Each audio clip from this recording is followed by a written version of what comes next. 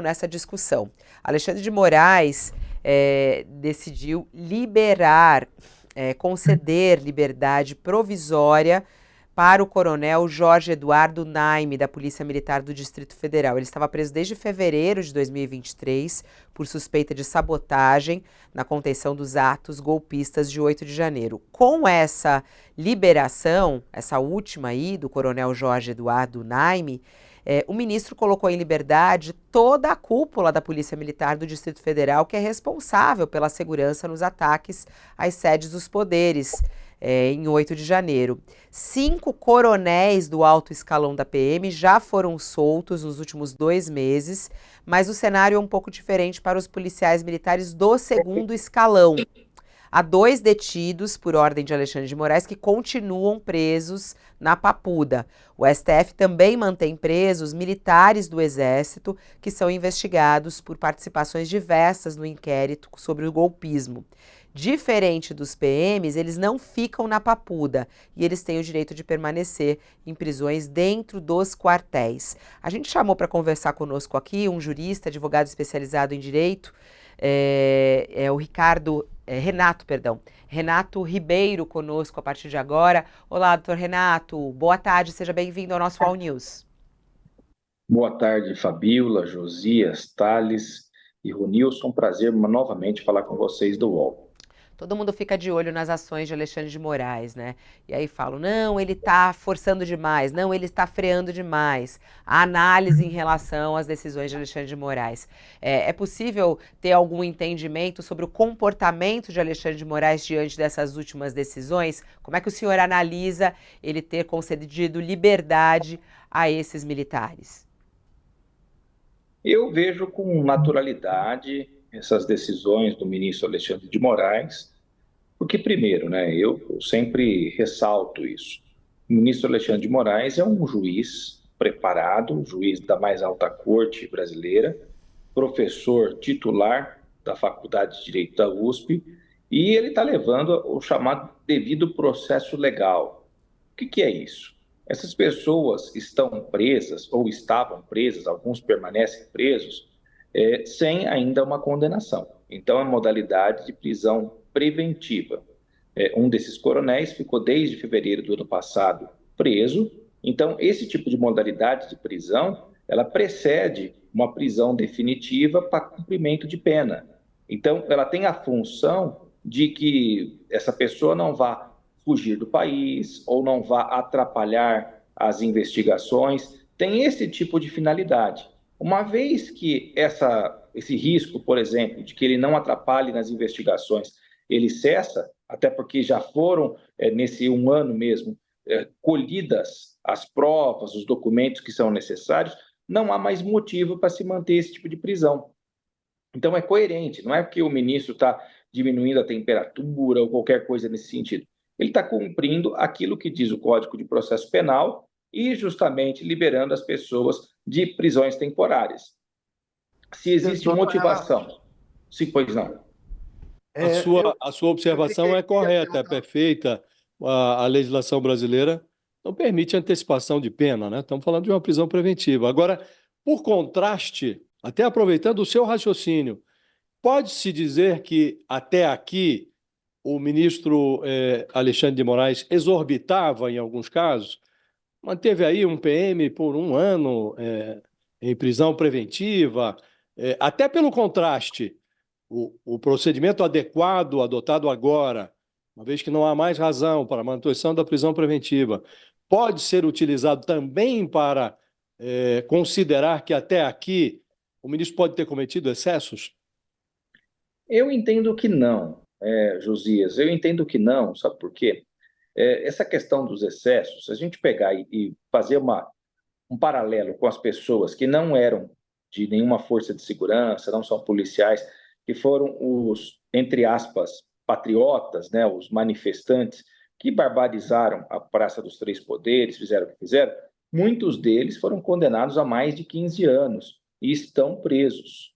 Então, faz sentido que pessoas que compunham as forças de segurança também tenham sido mantidos presos e que também se tenha uma perspectiva de penalidades bem altas. inclusive pessoas com cargos elevados. Eu acho que a questão aí da prisão preventiva é processual mesmo, não é uma facilitação por parte do ministro, nem uma mudança de comportamento, não é nada disso. Acredito que é simplesmente, e é uma crença realmente nisso, uma convicção que eu tenho, em relação a atender. O que foi realmente bárbaro foi o tipo de crime que essas pessoas praticaram. Tentaram dar um golpe de Estado, tentaram acabar com a democracia no país, tentaram colocar uma outra pessoa não eleita no poder. Então é isso que a gente está tratando. E houve claramente facilitação, se não por uma corporação toda, por alguns agentes de segurança, ficou muito claro que tinha gente ali que estava colaborando de alguma forma para que tudo aquilo ali acontecesse. Não houve um enfrentamento por parte das forças de segurança.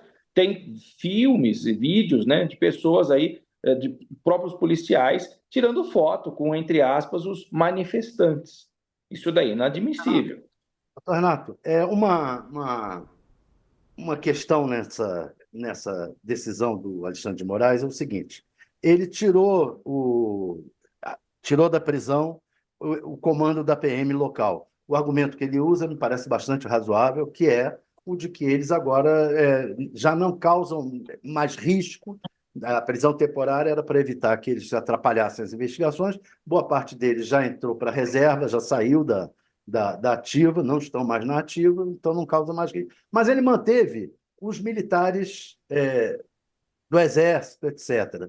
Na sua visão, como advogado, o fato de ter mantido esses militares da reserva significa que ainda pode acontecer alguma coisa contra eles, alguma coisa está sendo investigada contra eles, que poderá significar ajudar mais na condenação? Eu imagino que sim. Porque, de outra forma, também não se justificaria a manutenção das prisões temporárias. Eu acho que é preciso tirar essa pecha que algumas pessoas, de maneira muito irresponsável, fizeram ataques ao ministro Alexandre e principalmente ao Supremo como um todo, né? A gente pode discordar, eventualmente, de uma decisão do ministro, mas esse tipo de ataque, feito até pelo próprio Elon Musk, que foi discussão aí nas últimas semanas e tudo mais, isso não encontra nenhum tipo de aderência na realidade. O que tem existe um juiz que está conduzindo toda a situação, falando assim de uma maneira bem leiga para as pessoas que estão nos assistindo. Está conduzindo toda essa situação e há que ser enérgico, porque a própria lei brasileira é enérgica. Eu sempre digo isso quando dou entrevistas, tal da abolição violenta do Estado de Direito é um crime previsto no Código Penal, recentemente previsto, e essa mudança no Código Penal foi assinada pelo então presidente Jair Messias Bolsonaro. Então ele está cumprindo o rigor que o próprio Código Penal estabeleceu para esse tipo de crime. Não é um excesso do ministro, mas por que não era assim no passado? Primeiro, que a gente não tinha um episódio como esse do 8 de janeiro. E segundo, porque não existia nem sequer o artigo do Código Penal que previa esse crime. Então tem que se tratar com dureza. A prisão temporária, respondendo mais especificamente, ela se justifica se tiver algum risco. Se alguma coisa for investigada e o sujeito, estando no exercício das suas funções, seja nas Forças Armadas, seja nas Forças Policiais, possa, de alguma forma, atrapalhar as investigações, o curso dessas provas que são colhidas ao longo do processo. Parou de fazer isso? Simplesmente, por exemplo, uma medida alternativa. O ex-presidente Bolsonaro teve o seu passaporte apreendido. Então, quer dizer, ele não pode deixar por vias legais o país.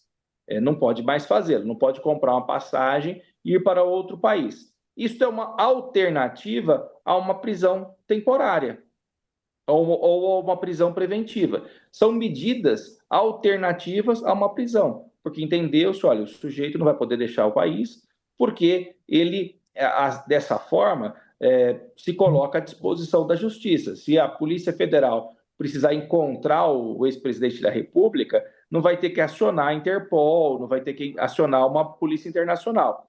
Então, é uma forma alternativa.